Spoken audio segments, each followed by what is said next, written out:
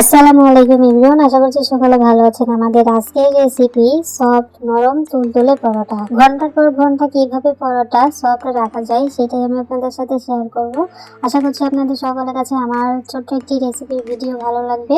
আমার আজকের সহজ রেসিপি আপনাদের সকলের কাছে ভালো লাগলে অবশ্যই আমার চ্যানেলটিকে সাবস্ক্রাইব করে পাশে থাকা বেল আইকনে ক্লিক করে নোটিফিকেশন অল করে রাখবেন, তাতে আমার সমস্ত নিত্য নতুন রেসিপি ভিডিও আপনারা সবার আগে পেয়ে যাবেন। আর ভিডিওটি যেহেতু একদম ছোট, তো অনুরোধ রইল কেউ না টেনে সম্পূর্ণ ভিডিওটি দেখবেন। তো সফট পরোটা তৈরি করার জন্য আমি পাতিলে দিয়ে দিচ্ছি 2.5 কাপ পানি, মেজারমেন্ট কাপ দিয়ে মেপে নিচ্ছি। তারপর দিয়ে দিচ্ছি 1/2 চামচ লবণ। লবণ দেওয়ার পর দিয়ে দিচ্ছি 1/2 teaspoon baking powder. Baking powder দিয়ে একটু নেড়ে চেড়ে এখানে দিয়ে দিব 2 টেবিল চামচ মতো রান্নার সয়াবিন তেল।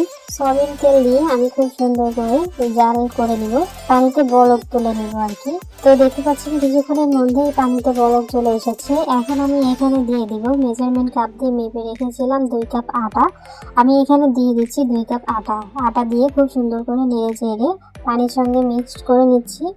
আর আপনারা চাইলে 1-2 মিনিটের জন্য একটু ঢাকনা দিয়ে ঢেকে দিতে পারেন আটাটা একদম সফট হওয়ার জন্য, তবে আর সেটার কোনো প্রয়োজন নেই।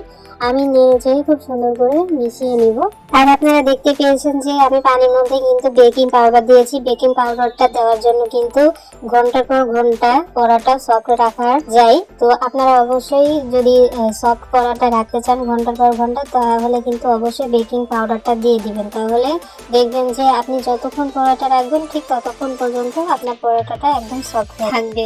তো দেখতে পাচ্ছেন আমাদের আটা কিন্তু মিক্স করা হয়ে গেছে। আটা ইতিমধ্যে আমাদের হয়ে গেছে, সিদ্ধ হয়ে গেছে। এখন চুলা থেকে নামিয়ে একটা বোলের মধ্যে নিয়ে নিব। আর একটা স্টিলের গ্লাসের সাহায্যে আমি একটু মথে নিব। আর এই কাজটা কিন্তু একদম চুলা থেকে নামিয়ে করে নিতে হবে, তাহলে কিন্তু সফট পরোটা তৈরি হবে। সফট পরোটা তৈরি করতে গেলে অবশ্যই ছোট ছোট টিপসগুলো আপনারা অবশ্যই লক্ষ্য করবেন, তা না হলে কিন্তু হবে না। তো দেখতে পাচ্ছেন আমি খুব সুন্দর করে গরম অবস্থায় খুব সুন্দর করে মথে নিয়েছি। আর বাকি টুকু আমি দেখালাম না, সেটা হচ্ছে ভাত দিয়ে মেখে তারপর ছোট ছোট লেচি করে আমি পরোটা তৈরি করে নিয়েছিলাম, মানে বেলে নিয়েছিলাম। তো বেলিটা আমি দেখালাম না। আপনারা সবাই কিন্তু রুটি বা পরোটা কিভাবে বেলতে হয় সবাই জানেন, আমিও জানি, এই জন্য আমি আর দেখালাম না, ওটা আমি স্কিপ করে দিয়েছি। এখন আমি খুব সুন্দর করে পরোটাগুলোকে ভেজে নিব। তো তার জন্য চুলায় চলে এসেছি। আর আগে থেকে কিন্তু আমি পরোটা ভাজা শুরু করে দিয়েছি।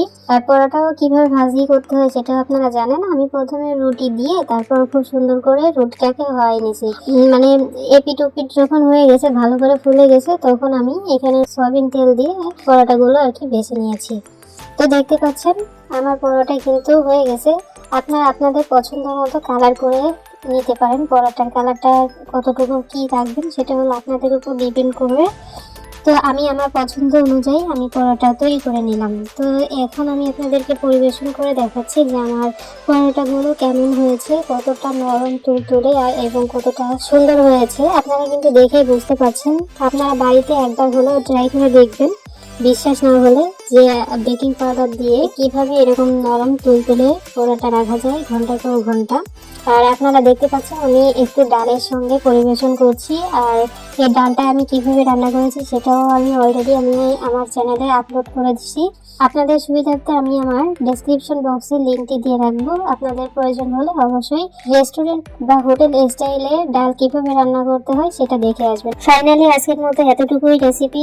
কেমন লাগলো অবশ্যই কমেন্টস করে যাবেন। সবাই ভালো থাকবেন, সুস্থ থাকবেন।